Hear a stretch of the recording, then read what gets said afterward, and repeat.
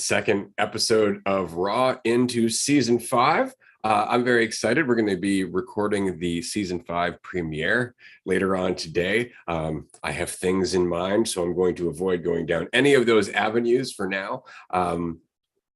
We were talking just before this about people being pretty much crazy. I do include myself in that, obviously, but I figured we should talk about that a little bit because, regardless of the reality that we are all one and we're all the same awareness and it's all you, and all of the insights that leads to and the empathy that goes with that, it's really important to remember that we can become or convince ourselves of something that is very far from that reality, and then we act accordingly. And so there's a great many of you or us that are very wrapped up in this illusion of themselves, and they act accordingly. And once you start to get an appreciation for how much you get wrapped up in that illusion and the actions that come from that, you really start to get a look at what everybody else is doing. And it's interesting because once you stop reacting to it, once you stop thinking it's personal, when you start looking at it through the viewpoint of where you would be acting from, it gets a little sad from time to time. It really does, because you're looking at someone who's reacting out of fear and need and lack. Andrew and I were laughing just prior to this because for some reason, out of nowhere, after 25 years or so, an ex reached out to me via social media and just decided to say, "You've gotten bald." And I just thought that was the funniest thing. Like, there was no other contact. I haven't even thought about this person in over 2 decades. And all of a sudden they just popped up with a need to self-validate. And what's funny about it is pretty much everything at this point, except for the fact that it comes from some need. It comes from some sense of lack that 2.5 decades later is still being played out. That's quite sad and absurd and kind of funny.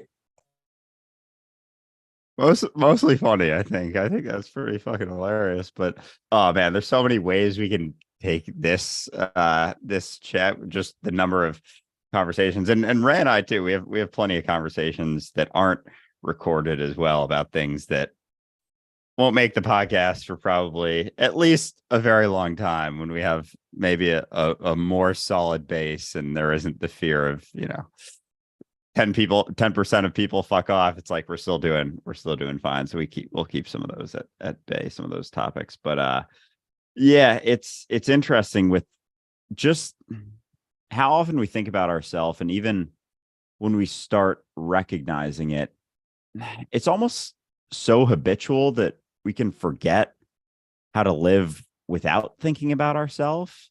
Like it's all we see, so it's all we can think about doing. And we've taken it to be so true, and our perceptions to be so true, that it's not about all of it going away in a moment, but it's just recognizing what you're getting caught in and seeing it for what it is, and being willing to face the discomfort of the uncertainty, of the not knowing. And so whatever it is, I guess. And that's, so for me, I don't know.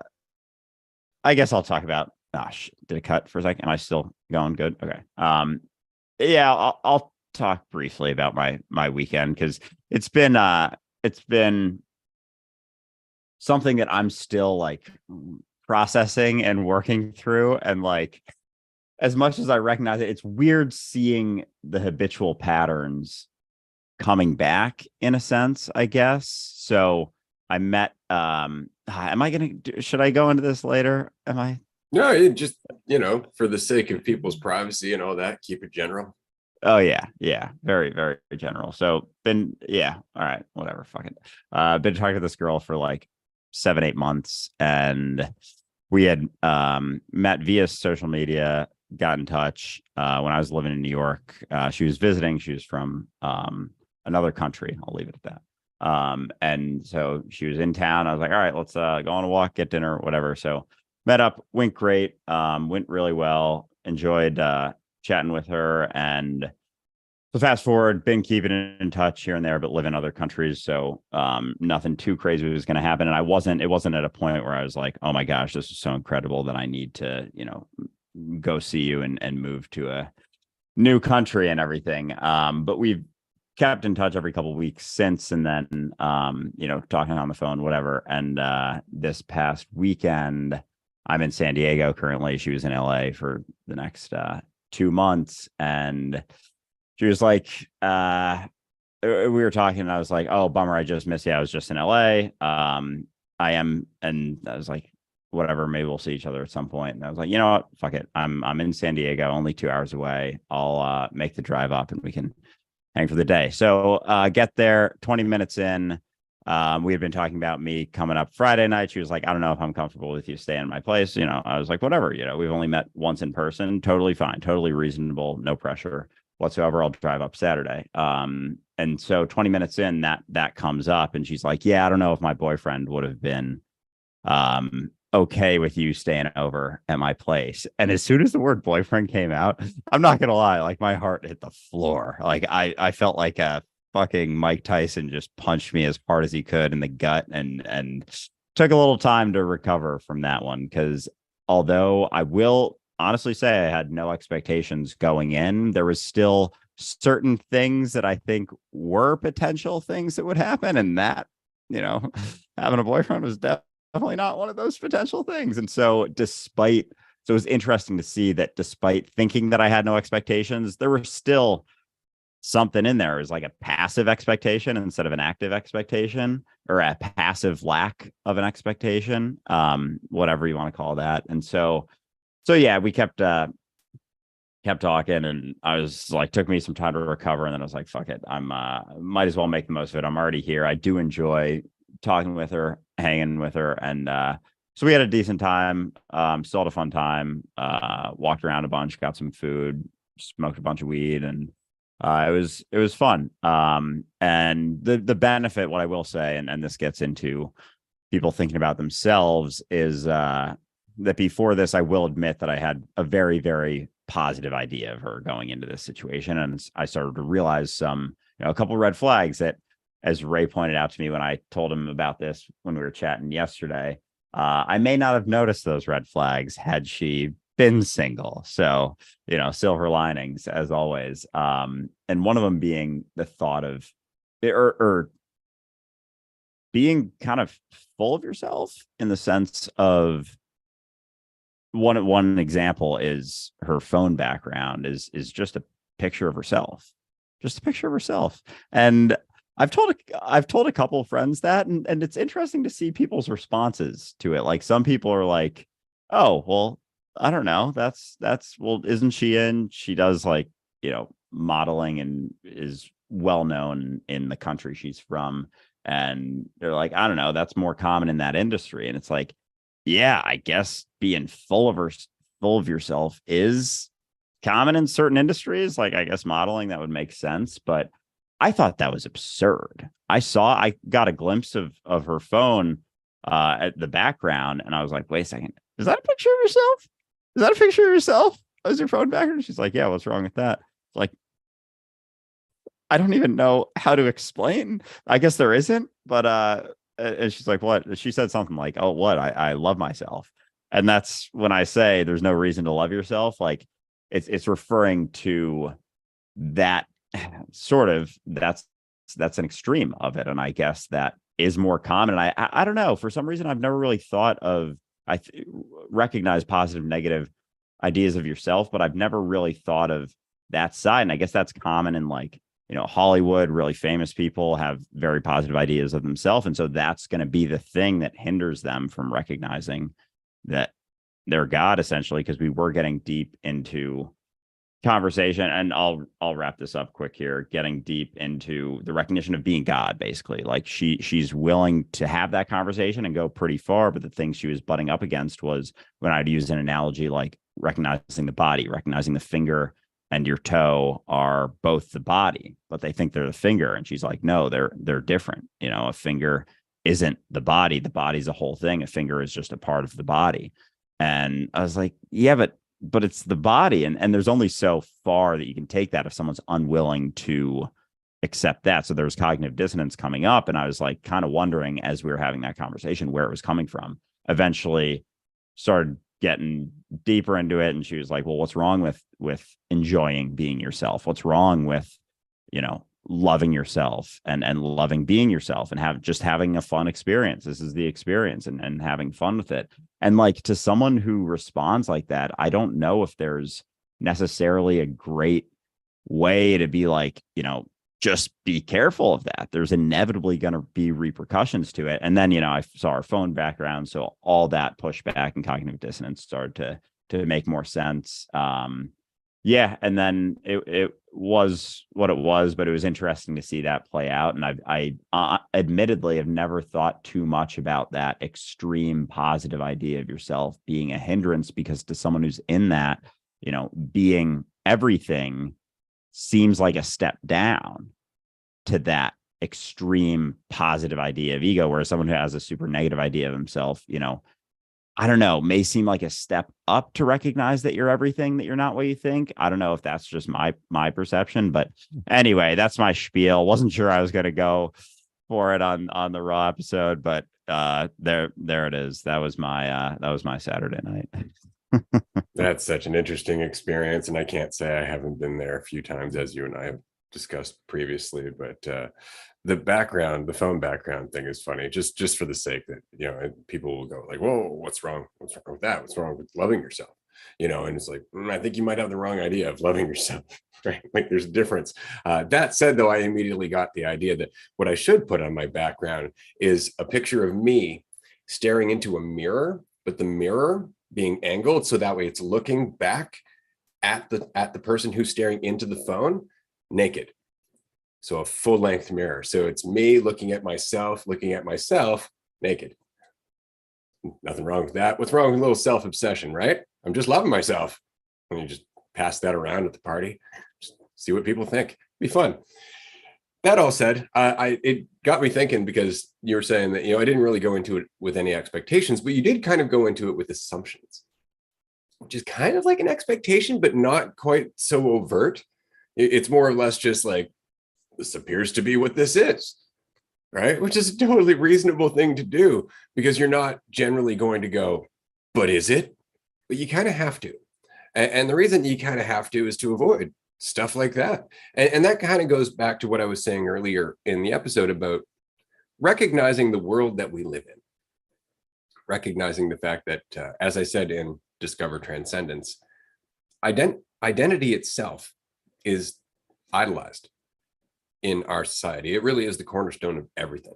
Everything comes down to how you identify and how you value yourself and how you compare yourself to others and where you sit in the world of celebrities and whatnot. And that was another thought that I had. It's not just celebrities that do this by any means. I have met people who very much valued themselves just on how they looked, right? Or on how much money they had, what they drove. Like, we've all met these people. It's not just celebrities. And that's the thing about our society, is that our society kind of gives everybody the ability to go into their own little fictitious kingdom and then measure themselves up according to their assumptions of themselves and everyone else. So some of us feel very much like, worthless serfs, and some of us feel like kings, competing against other would-be kings who can't be as much as us, and that kind of thing. And it really is just a world of fictions that our society caters to in a big, big, big way. And we don't even recognize it necessarily, because it would require us to address a lot of systemic changes. And as you and I have said, like, often people just want to be something that they perceive to be better than what they have, right? And so they're always chasing, and they can never really look around. Right? So again, when somebody's like, well, what's wrong with having a picture of yourself on your phone? Often it's because they want to see themselves with that kind of delight, right? And that kind of euphoria when they're looking at their own physical image. And that's going to fade at some point, right? Like, that's a very superficial type of euphoria, is how you look as a whole, right? Because it's going to change. This is why I was saying the background should be naked, and then it should be updated like every year, just for the sake of keeping current, right? Because again, your body's going to change over time. Gravity works. Like, never never forget that gravity works and it's going to have a tug. And if you're stressing out trying to worry about how you look, fuck, it's going to be brutal. And then you end up doing like plastic surgery and all kinds of other cosmetic stuff. And what are you doing? What are you running from? What are you trying to be? Right. And at the end of the day, what you're trying not to be is what you are on the inside, what you are when you're not focused on the superficial. Right. Because that stuff that makes you uncomfortable, which is why there's a certain limit that you can go into those conversations. Yeah, it was interesting to see that limit at play in that conversation, and being curious, because I was curious as we were having it. Like, she's very smart, and she was pushing back on certain things, and just doing it because it's a part of the conversation. Like, she likes me trying to explain things. I like trying to explain things in different ways. So I always appreciate it. But butting up against that, I was like, why is that? Like, this is pretty obvious. I mean, obviously, I think it's obvious, but it's like, it was a strange thing. But because there's an investment in that. There's an investment in seeing the finger and the toe as different.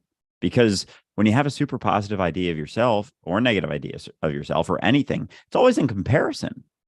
You need other people.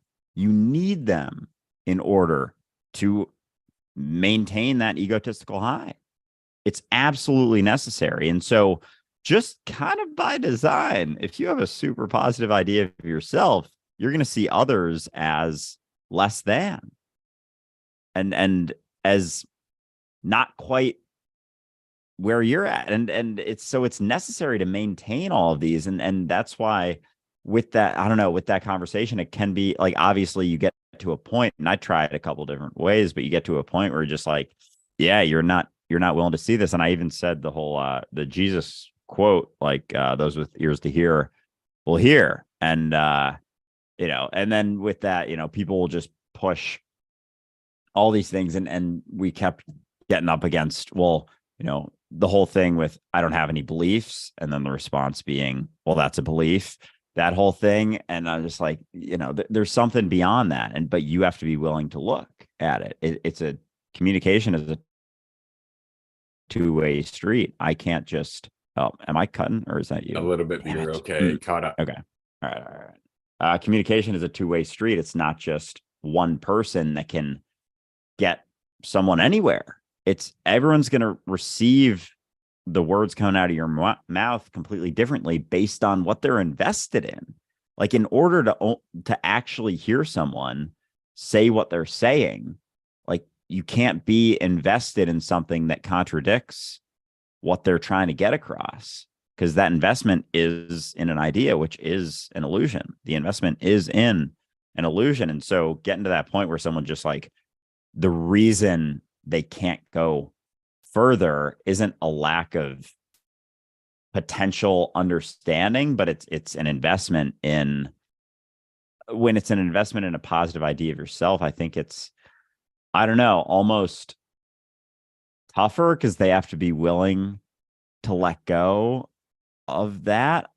Like, tougher to get across. I guess that's just, it's equally as tough on both sides, probably. But anyway, yeah, it was just interesting to see that, and continue kind of butting up against the same type of thing. But as I said before, like, maintaining that idea, that positive idea, is always going to be in comparison. And so it's always going to take, no matter what you tell yourself, some additional energy away, attention away from where you're at, despite recognizing, like, present moment is all you ever have. Like, recognizing that it's all you ever are requires you to let go of everything you're holding on to that you think you are. And the maintenance of those stories is taxing. Like, it is going to take good amount of energy, no matter how positive of an idea it is. Yeah, that's good way of putting it, because it's not that it's harder. It's the same hard. See, that's the thing, right? Like, it doesn't matter which end of the spectrum you're at in terms of it being, apathy and self-judgment and regret and all of that other stuff, or pride, right? The challenge is still the same. The challenge is to let go of that idea of yourself. And the difference is that when you're up at the end of pride, right, it's because you've typically accomplished a bunch of stuff, which isn't just the result of how you look sometimes, but what you've done with how you look. And so there is a certain degree, like you said, this person's intelligent. So it's not like they haven't done things to feel proud of, that done things to look at themselves and go, yeah, look at all this stuff that I've done. Whereas on the other side of the spectrum, it's the lack of stuff that you've done, the lack of value that you see, right? So it's still the same challenge. And letting go of that idea that you lack value is what brings you to the point where you can do more things, which is what brings you to the point where you can value the things that you've done and look at yourself in a different way and get towards pride. And so it's all part of this journey. But at some point, and this is the difficult part, all of that starts to fall apart. As I was saying before, somebody who values their looks often forgets that age is going to change that, or they try to ignore that, or they try to hold that off via control, cosmetic surgery, and things like that. Right. But that's the problem, is that it becomes more and more of a threat. So this is why the fall from pride is so precipitous, right? Pride goeth before the fall, is because you're way up here, right? And at that point, you have the possibility of moving beyond your pride. You have the possibility of still looking at everything you've accomplished, but it not measuring your value, just being indicative of your potential, right? Which is indicative that everybody has that potential if they just got out of their own way. Right. So I would think that perhaps this friend of yours at some point in the next 5 to 10 years is going to have to deal with exactly that wall where you're looking at all the things that you've achieved being things that are in the past, all the things that you valued of yourself being temporary, because that's the reality that we all deal with eventually. And that causes the fall for a lot of people. That's why you see a lot of middle-aged dudes like driving sports cars and they painting their hair different colors and shit like that, like just, or rocking out the CrossFit suddenly. All of a sudden they're in their 40s, they're like, I need to be buff. and it's all just coming from that place of still trying to identify instead of dealing with that reality, right? That none of it was ever a sense of your value. Doesn't mean you can't go be buff, doesn't mean you can't, drive a sports car. It's just that it doesn't mean anything about you. And it never did. And some people are going to see through that. And those are the people that are maturing. And those are the people ultimately they're going to help with your transition to a new way of living, or a more mature way of living, right? But as long as you're playing the game of like self-validation and needing it and giving it and doing all that shit, then you're just going to always live in that world. But yeah, I would think that it really just comes down to, the loss of everything you're holding yourself up to or up with. Right. And that really does change the field. And it's funny because people can go their whole life and just put it off, forever. And it's just, why put it off? Because think about the impending threat that's always building in the background, whether it's the loss of your money or it's the loss of your looks or it's the loss of, doesn't even matter what, how people look at you, respect, public perception, right? Things like that. Why hold on to that if it's always going to be something you need to worry about? If it's always something that you're going to need to, deal with as an impending threat again, right? But that's it, is that we don't like learning this. We don't want to learn this. And in the same way that often people don't come around to having this discussion in earnest, outside of it being an intellectual exercise in philosophizing, as it were, they don't really take it to heart until all of a sudden there's suffering. And then all of a sudden it has a whole other priority. It's like, oh shit, yeah, no, there's something to this. I gotta dig in, learn this stuff, take it in, change my life, do all that right up until there's a cessation of the suffering, unless it actually means something to them. But it has to mean something to you. It has to mean something to you more than just, I should do that. Oh, look, enlightenment, blah, blah, blah, blah, blah. It really just comes down to maturing past your current perception of yourself in the world. And that means facing the discomfort of uncertainty and being in reality. And that's just it. It's a spectrum, I guess is what I'm saying. And so this person may learn that in the next 10, 20 years. They may never learn it. This is true for every single person that we meet. And all we can do is learn from it. This is why I've said before that people are cautionary tales to me. Like every person I meet is a cautionary tale. That's why I listen to them, so I can learn.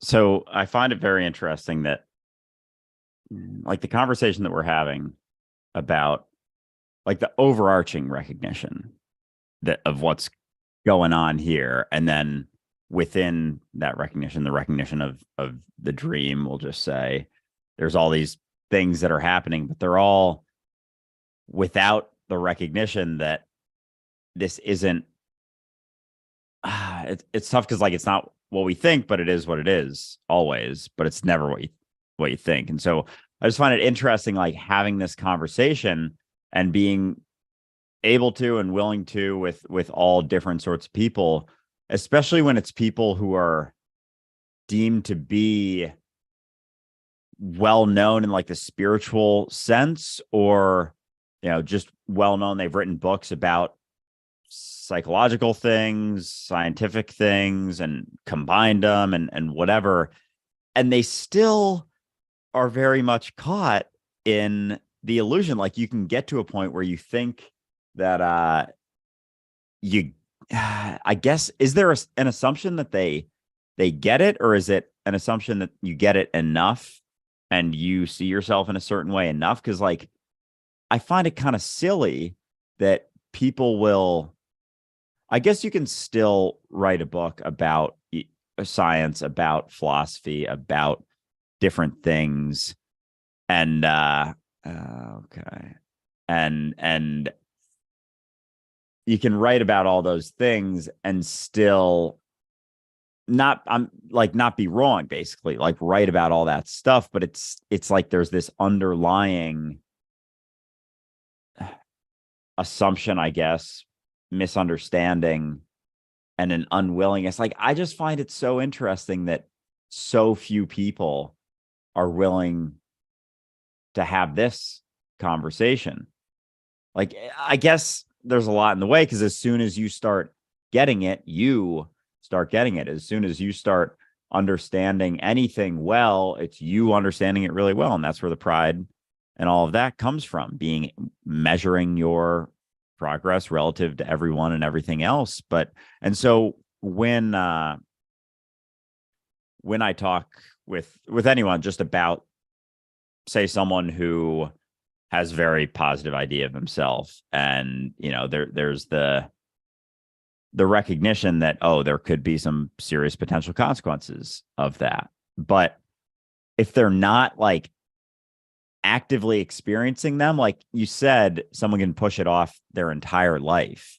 Like, do you think it's possible to live a really enjoyable life maintaining that? I guess we get kind of subtle underlying like negative impacts of it as we go, no matter what. But I've gotten in conversations with people where they're like, I don't, when things come up, I accept them, I go through them, whatever, like deal with hard times. Sometimes it sucks, sometimes whatever. And so there's nothing I can say to be like, I could never say like, I will never say it's like, no, you're suffering and you don't know it, or something, like try and like convince, because that's just me convincing my point. So I would obviously never say anything like that, because there isn't anything I could stand on with that. But you know what I mean? Like they almost try and convince you that there isn't any suffering, and you're like, you can't confirm it by any means. So there isn't, it's kind of like the end of the line for that conversation if they're not willing, because they're just like, no, I don't experience any consequences. I really, really love my life, and I love myself, and I love all the things that I've done, and everything's great all the time. Like, what are you saying that would make any of this better? And I'm just like, sitting there like, yeah, I can't tell you anything. There's another experience that could be had that's freedom. But so anyway, I'm curious your thoughts on people who think it can be maintained, because I've gotten pushback from other people talking about, a specific person. They're like, well, you don't know if they're actually suffering. Who are you to say something like that, basically? That's awesome. Yeah, I'm going to assume the majority of these people are somewhere in their 20s. And the only reason I say that is because we have so little perspective, and we have the promise of society and reality, which is that, no, you really can. Like, if you get everything that you want, if you have all the money, all the comfort, all the convenience, all the control, you'll be happy for your entire life. But we know the flip side of that is fearing the loss of that. right? We also know that the temptation with that is to attach your value to it. So we know it doesn't lead to happiness, but it leads to spikes of satisfaction, of egotistical satisfaction. And as long as you can keep those spikes up, you're good. But the long-term effect of that is like with any addiction, it starts to lose its luster over time, right? It's the law of diminishing returns. The more you do it, the less impact it has on you. And so all of these people are typically forgetting that there's a long lifetime ahead of them. And they're also tuning out the moments when they don't feel happy. And the reason for that is because they still have this idea of control. So whenever, for example, I'm sitting at home, nobody's home, by myself, oh God, I'm starting to worry about work tomorrow. And geez, I don't know if I'm gonna be able to keep this job. And I got the mortgage coming through, and I kind of overinvested in that poker game last weekend. And oh shit, you know what? I'm gonna go to a movie. And all of a sudden, you get up, you have money, you go out, you control the consequence by distracting yourself. And that's the problem with money, right? That's the reason so many of us want money, is not just the security, but the fact that we can use it whenever we're uncomfortable, right? It can fix pretty much anything, or at least in the short term. And so I encourage people to go and talk to really old people.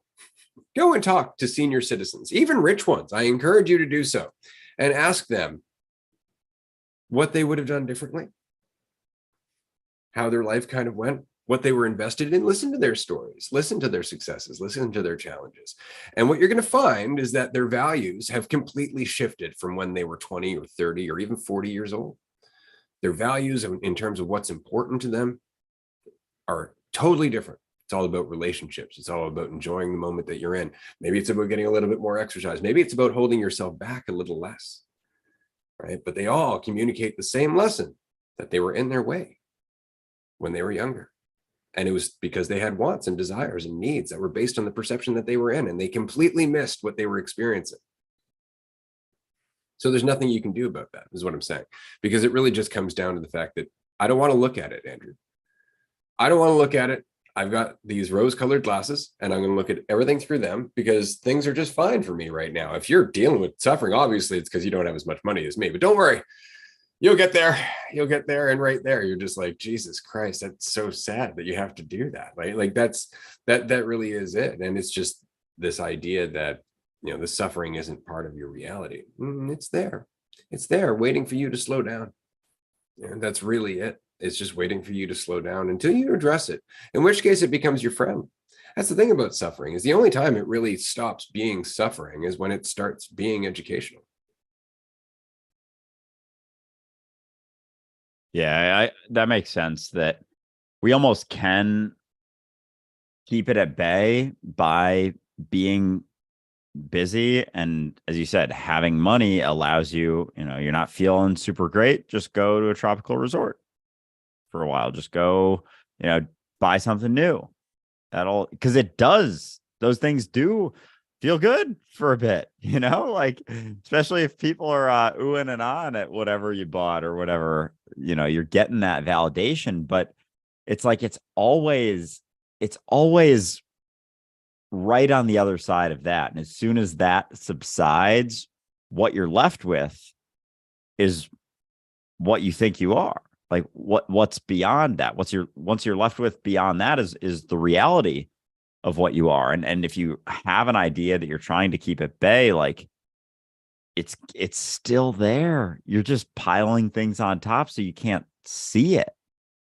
That's all it is. So I guess you can run around for a while, but that's in those conversations, what's wrong with loving yourself? What's wrong with this? It's like, yeah, right now you're not at a spot where you maybe can recognize it, but it is inevitable as that becomes a thing of the past, as the things you rely upon become a thing of the past, as you do have that time to sit with just yourself without being able to, look at your phone when you got a picture of yourself looking good on your background, without that. Like, that almost makes me wonder, having to do that, is that a reminder of when you feel like you're not looking that great, that like you look great, that sort of thing? And then, is that going to stay your background when you're 45?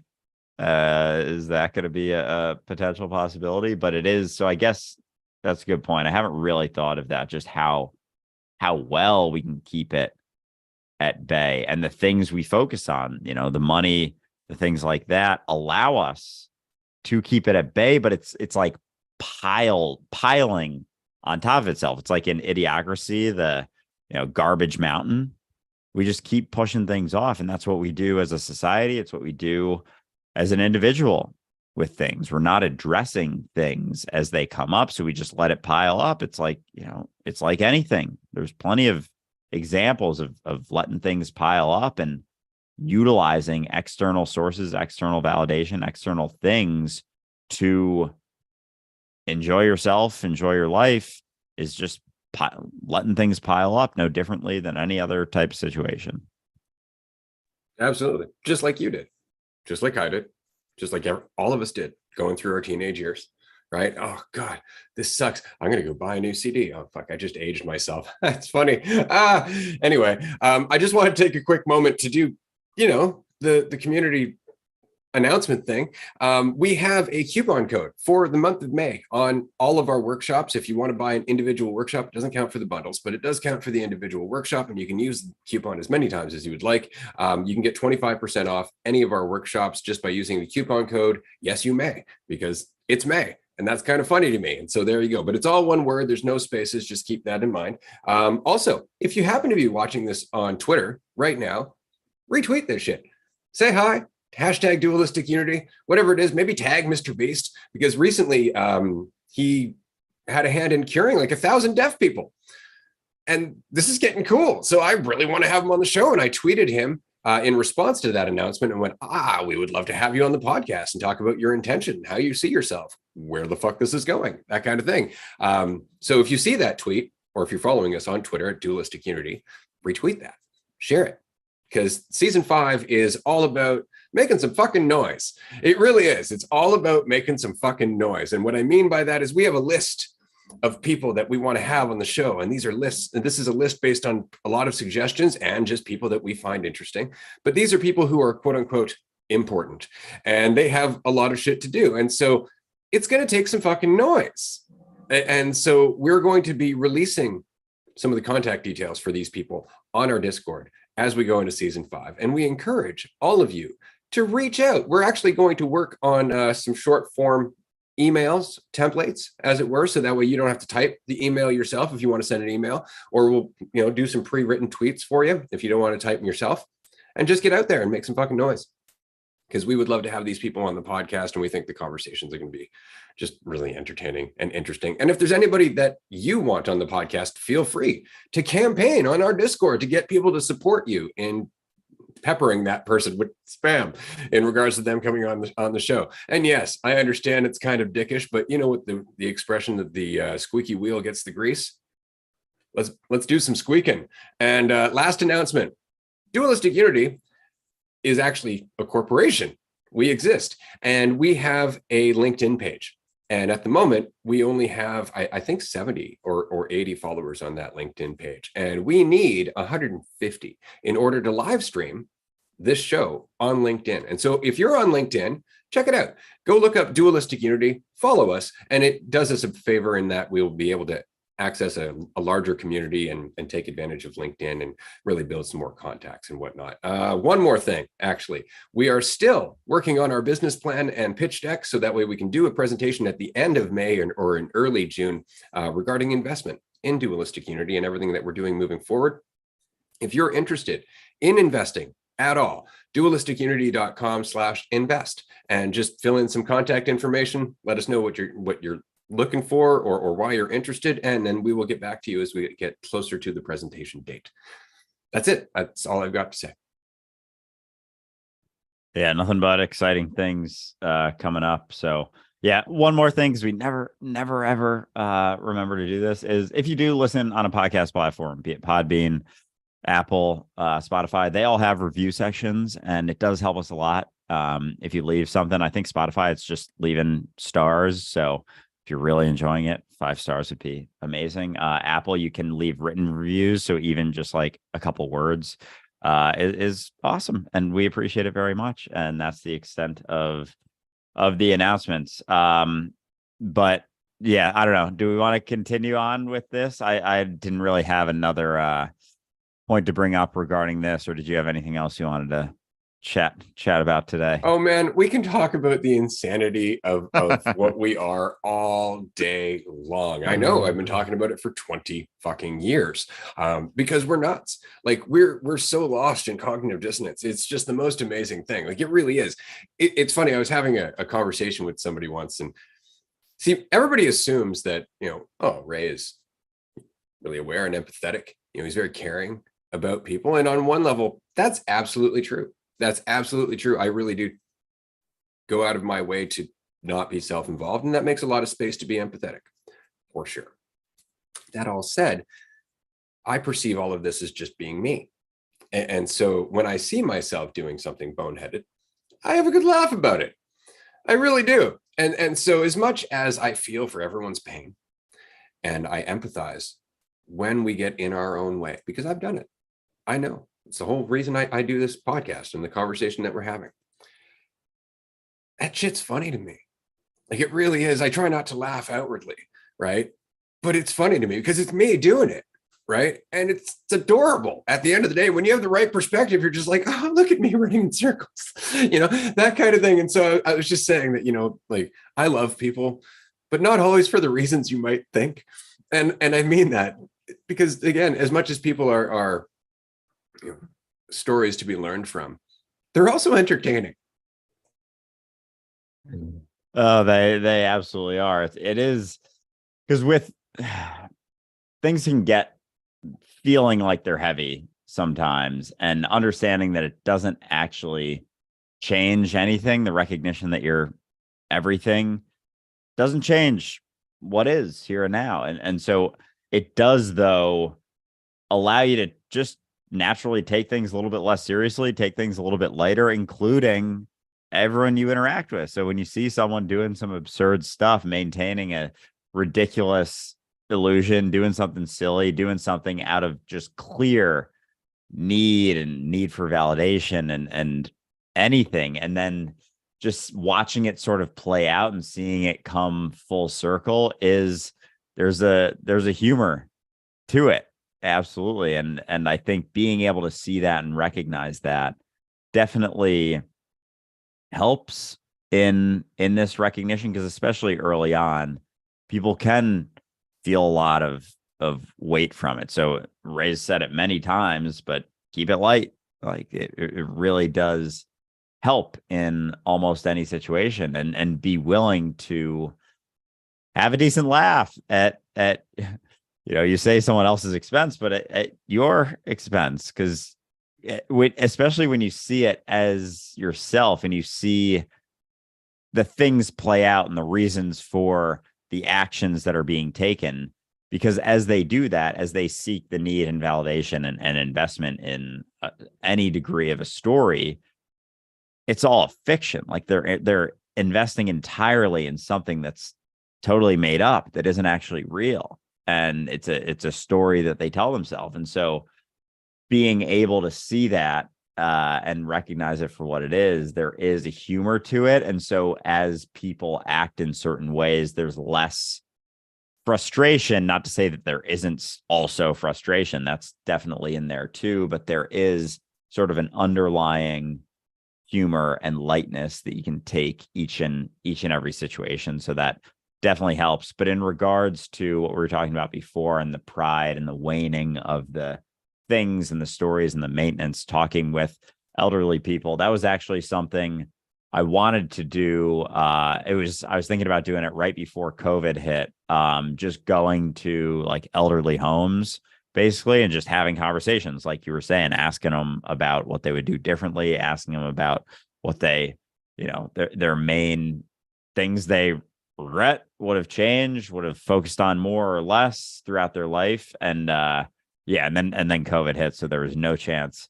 of doing that at the time. But I'm guessing now probably could start doing that. So maybe I'll get into that, look up some, and just have some visits with people maybe probably first few wouldn't do any sort of recording stuff, but then see if anyone's comfortable with that. And that could be a cool little video series because, yeah, I think until you're met with the reality of the finality of the form, and all of the investment in that and all the things that you try and maintain as a sense of value, as you start to recognize the inevitable waning of that, shifts in that, changes that you don't necessarily want to happen, continue to happen.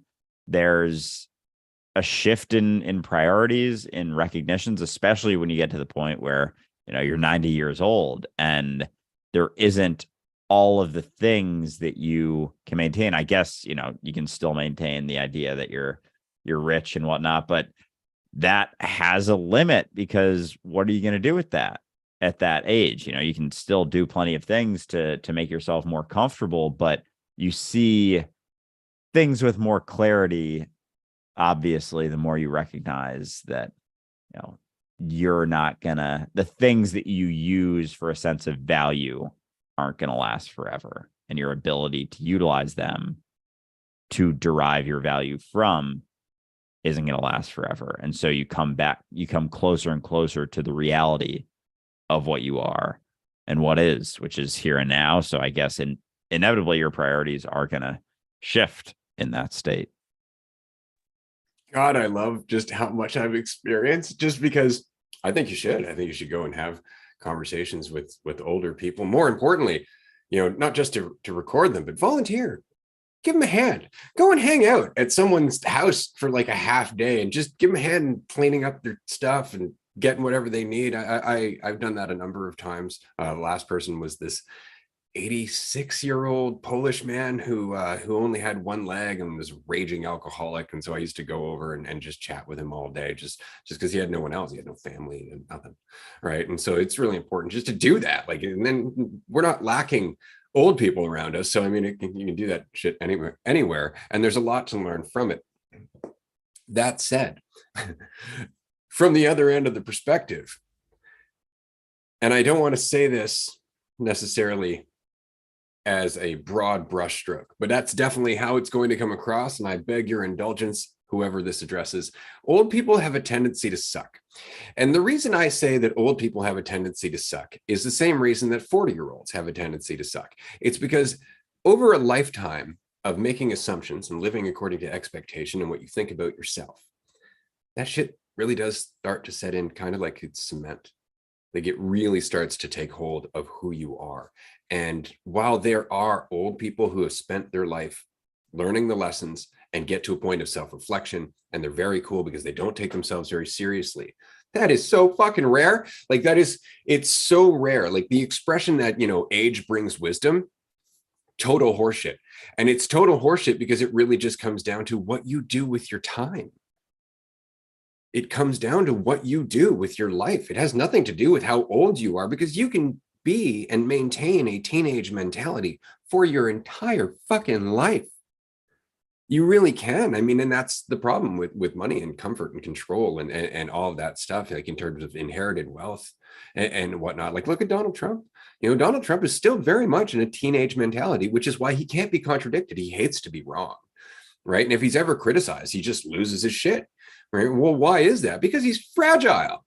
And he's fragile because he's always had the ability to cater to that fragility. He's always had the ability to surround himself with people who agree with him or fire them. He's always had the ability to surround himself with stuff that makes him feel like he's rich and powerful and smarter than everyone else.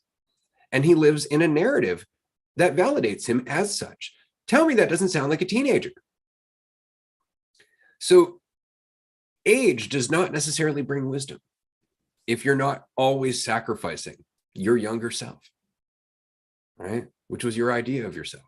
And that's the process of all of this.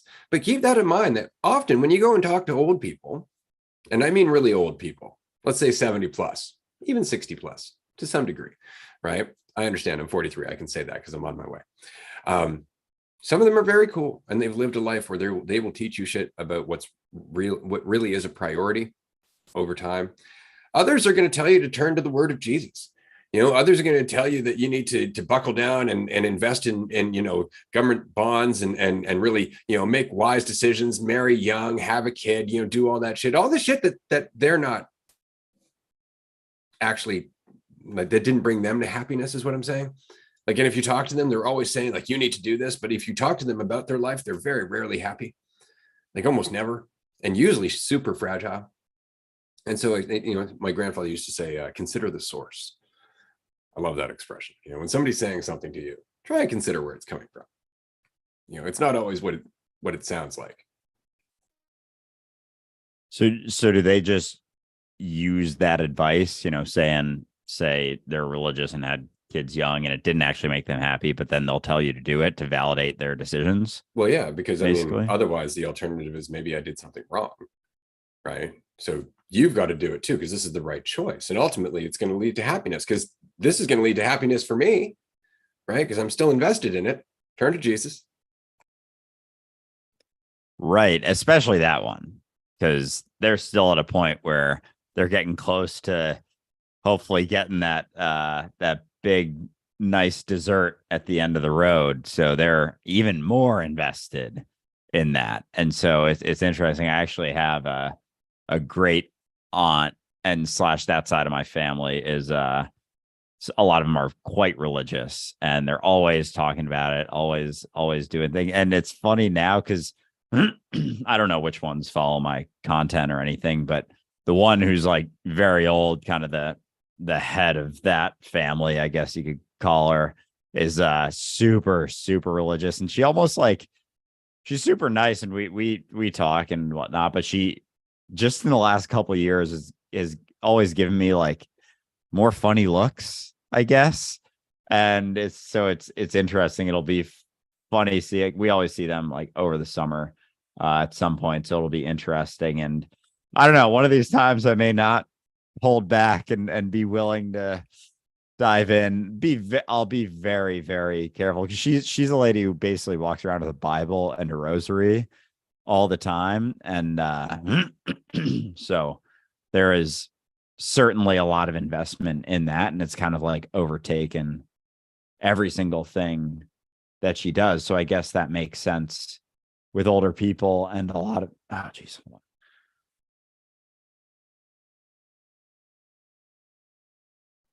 Okay. I think I'm good. With older people that depending on their perspective, like just because you're older and feeling like you're close to death doesn't mean you're going to have this like super articulate advice for things. And I remember now, we did talk about this and old people regretting certain things. It's like they're not going to see things as a regret if they need it to maintain a certain idea of themselves that they're still maintaining. So they won't even be able to admit the things that didn't have the payoff that they thought they would. It's not common, because you'll see interviews online of like an older person, given their regrets, and a lot of them it's well said and things they wish they had focused on, just like, just prioritizing the here and now, not caring so much about what people think, blah, blah, blah, blah. And so like that is common advice from that perspective.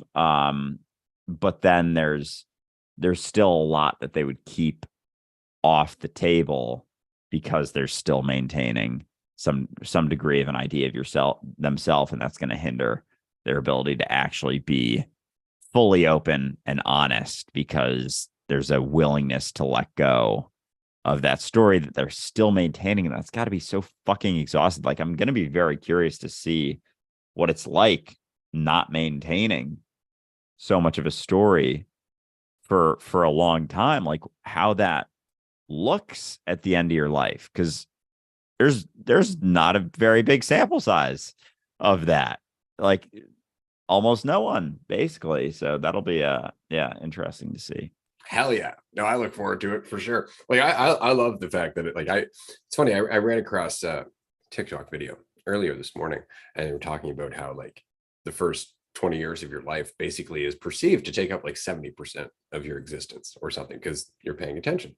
I feel totally different. Like I feel like I've had like 4 lifetimes since I was, a teenager.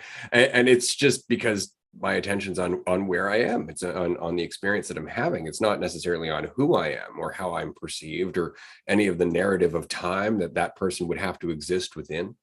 And so my experience of time is very different. Each and every moment is very much a universe of itself in terms of potential, right? And so it just changes things. But that said, this form at some point is probably going to pass on. At this point, I assume nothing.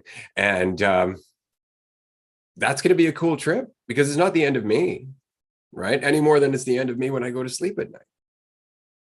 So I'm really looking forward to just that. That said, though, I'm going to milk this experience for everything that it is, right? And it's really just recognizing that the passage from this body is the same kind of journey. Imagine, in fact, that passage, because it doesn't exist in space and time, takes thousands of years to experience.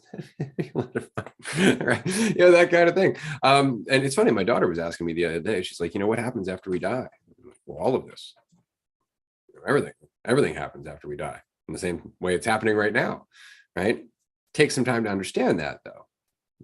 But it really is just wrapping your head around it, because there is just now. That's all there is. That's all there ever is now.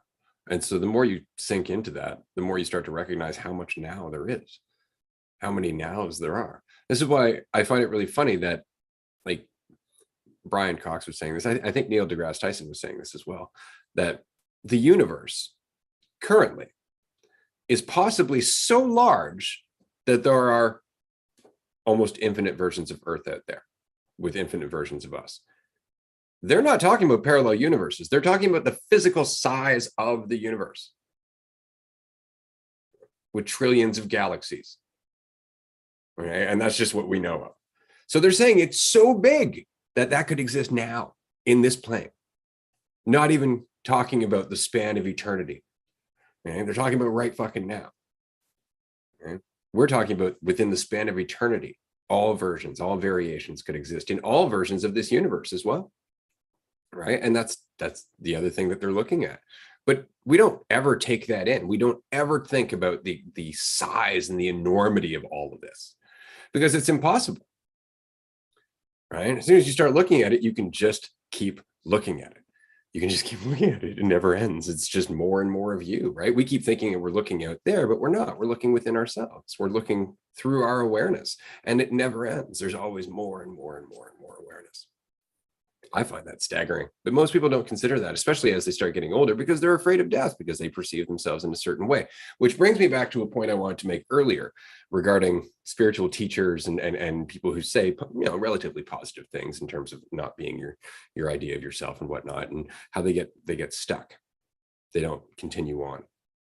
And it's because there's the assumption of being human, right? And I'm a human understanding these spiritual concepts about the universe. See how much division's there, right? But it's the way that almost everyone perceives themselves. And so it's the way that's safest. It's the devil that I know. And if I explore it too far outside that boundary, chances are everybody else is going to react. And which is why it's important to be patient as you explore the other side of that perception, the other possibility in terms of what you are and what you're experiencing, because there's an integration process. You can't just go out there and go, I'm you, because people are going to look at you and go, you just wait there while I call someone, right? And that's very much the problem. But it's recognizing that there's a way to have that conversation with somebody where you go, isn't it funny that your awareness and mine both respond as me? Right? Now let's have that conversation. Well, all of a sudden now you're in the realm of philosophy, and immediately somebody's going to say, oh, that's philosophy, or oh, that's spirituality, right? Or that sounds like quantum physics, the observer, like stuff like that. And they're always going to end up making it a part of a conversation rather than the reality of what is, an ever deepening, recognition. It's like, aha, that's this. And I'm a person thinking about this, as opposed to letting it actually sink in. Yeah, that one, the recognition that everyone goes by me, I use that, and I have like my fucking, it's not a toolbox I maintain necessarily. It's just, it's all in there. So when I'm having the conversation, it's like, all right, let's throw this start, see what sticks, and just see based on the response where we go, and just naturally things come up, analogies, examples and whatnot. And it's funny how like fucking deep that one is, that the recognition that everyone goes by I and me, and how easily and quickly someone's able to just like brush that one off. Like everyone goes by I and me. It's all me, recognizing, going by me, thinking that I'm something else, thinking that I'm a conceptual idea, basically. And I'll have that conversation, and someone, they almost like don't even have a response. They're just like, they'll just like shift and be like, okay, yeah, but we're divided. And it's like, yeah, but everything's made out of the same base stuff. So like the air in between us right now, there is no actual division. It's all concept. And then it's like, you know, what if there were no all of the labels you perceived everything to be? And so there's just a progression. And then and this one's just such a killer. It's like, all right, can we, I'm tired of this now. I'm tired of this conversation now. And it's just like, oh God, so soft, so soft. It's all right. Like it can be not frustrating, because like it is what it is. And people, once they get to that point, it's clear that they just want to give up. Like they've gotten to a spot that's, I don't know, getting uncomfortable, and they're just like, let's talk about something else. And part of me is like, I'm totally fine talking about anything, but part of me is like, how could you want to talk about anything else when we're this deep into this right now? And yeah, it's the discomfort. But with the death conversation, I mean, that ultimately is anyone invested in the idea of themselves, that's still going to be maintained. Like that fear of death is going to be there. And that's why at the start of, I think it's Gospel of Thomas, right? Jesus is like, those who understand this will not fear death. And or those who recognize this, or whatever he said, but taste death. Right. Yeah. But that's it. Cause like that whole conversation is something that our society is able to keep a lot of things at bay, different fears. And this was something, when I first recognized that I'm not what I think, that was something. And I even said it on my own podcast. I filmed an episode like a couple weeks after I recognized that the whole story of Andrew isn't the reality of what I am. And that was something that I didn't quite get. I was like, I'm still not quite sure how to think about the death conversation. And so obviously over the last year and a half or so, that recognition has gone a lot further, like talked about it a lot more, understand it in much different way based on how I perceive myself, and seeing that I'm not like, this isn't just me. These sounds happening, and the way you're perceiving whatever I'm saying, and however I look, or whatever you think of me, isn't the extent of me. So death isn't the end of me. And it's like, I've had that. I don't know if it was, I think I was kind of high and just had the experience, or my perception of the experience of death, but it felt very, and I'm not saying it like ego death or anything. It was just that sort of white light feeling, but everything kind of blurring into a whiteness and subsiding in a sense. And it was like a very, very clear recognition that this whole thing isn't what you think. Like when you end, it's not it's just like an experience that you got caught in, kind of, because it's not even, it's not that whole, all that bullshit of like, we're not humans experiencing spirit, we're spirits experiencing human, or whatever that is. It's not that, because that's still super egotistical and caught up in all of the perception of division. But it's yeah, it was so clear in that experience that this is just not as I'm not, and again, it's not that it's not real, but it's not what we think. And like, that's it. And that's it in every different iteration. Like, it's not what we think in a general sense. It's not what you think in a less general, more specific sense. You're not what you think. Nothing is what you think. Nothing is ever what you think. And that is just, that's the again, not path, journey, not anything like that, but that's the recognition. And it's basically just how far are you willing to take that?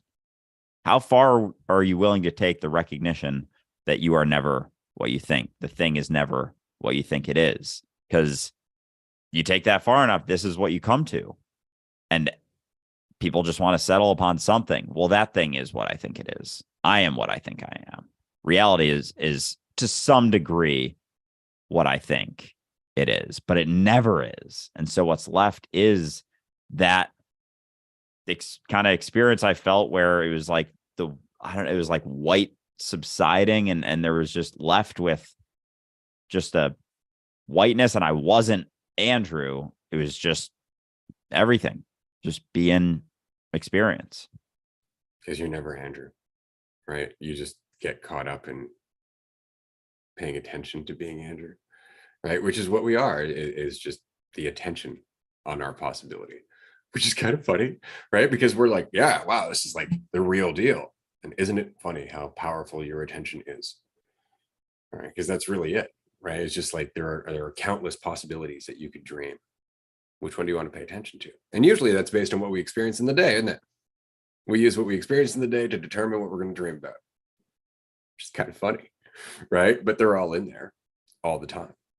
Right? And so that's why it's so interesting, because in the process of dying, you really end up kind of where you are in a deep psychedelic experience, in that it's purely subjective. Like you're leaving the physical perception entirely, and all of a sudden you're coming face to face with the fact that your entire life has been the subjective experience of a physical being, but it's all been subjective. It's all been from the state of your awareness, and that's the experience you're having going into death, as it were, is the recognition that it's always just been you to you, right? And that's why people would get scared of it. Like, oh God, what if there's nothing at the end? It's like, it's just more you. Like, that's all it's ever going to be, is you. And what's funny is that from a certain perspective, that's fucking terrifying, right? And what's really interesting is the other perspective, and you had this on a comment to one of your recent videos, was that's really disheartening that I have to go through this and learn it over and over and over again. It's like, the alternative being what? That you know everything for eternity? That sounds way more disheartening, where you're just sitting here. Oh, it's just me looking at the time, that's it. It's like, fuck, might as well have an experience where I forget all of this. And what's nice is, by virtue of you being limitless, that experience immediately exists because you exist. The experience of you being absolutely vulnerable and powerless with numerous limitations exists by virtue of the fact that you are limitless in your potential, and that experience of you is there. It's not that we chose to come here. It's not that we're choosing to live this. It's that they all exist by virtue of us just being limitless existence. That's all it is. It's not a choice. We didn't choose to make this. God didn't create the heavens and the earth in 7 days and all that shit. It all exists because it must, by virtue of it being limitless. It all exists because it must. Yeah, that last bit was hitting me. Oh man. Oh God. Because what's the alternative? What's the alternative to the entire fucking spectrum of the experience?